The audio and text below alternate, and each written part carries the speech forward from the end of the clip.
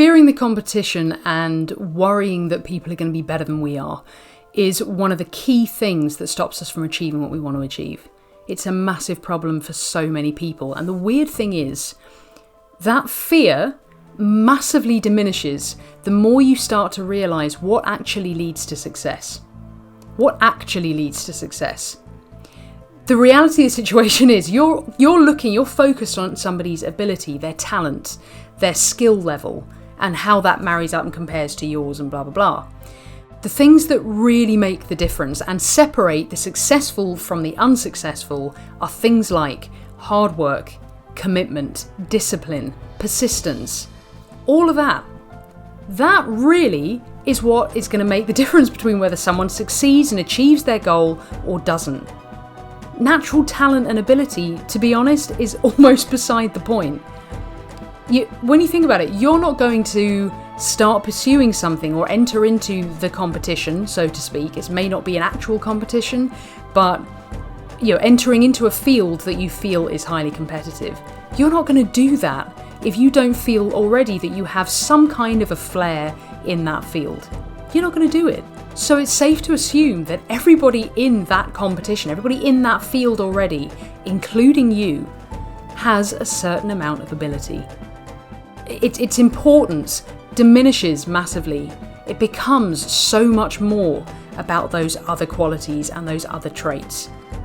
The key thing that's going to launch you ahead of most of the competition is deciding to compete in the first place.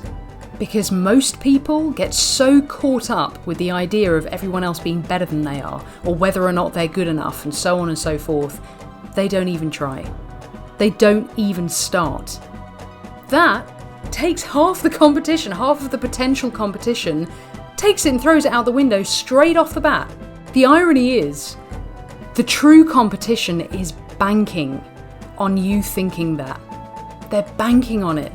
It makes things so much easier for them. Because, and here's the difference, they're going at this, they're approaching this with a growth mindset. They are looking at it and going, you know what? Okay, let's say for argument's sake that currently that person's better than me. They are going to look at that situation and just see a challenge. Tennis is a brilliant example, or frankly any sport where you play on your own as an individual, right? The top seeded tennis players that look at the top 10, the top 5, they believe they can win. That is what is making the difference. They believe they can win. It's got nothing to do with what they can and can't do. Yes, there are players who are better than others and so on and so forth, but when you get right to the top and you look at the top 5, the top 10 even, there is very, very little to choose between them, if anything, when it comes to ability.